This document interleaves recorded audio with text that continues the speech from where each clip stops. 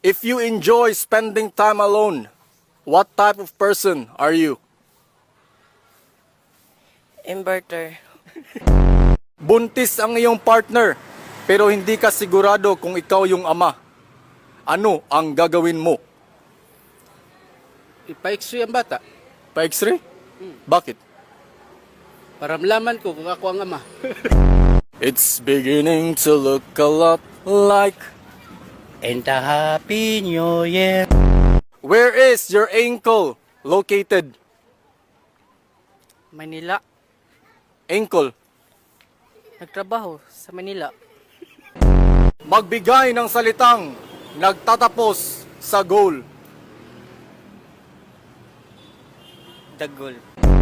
Kung krimen ang maging gwapo, ilang years kang makukulong? Forever.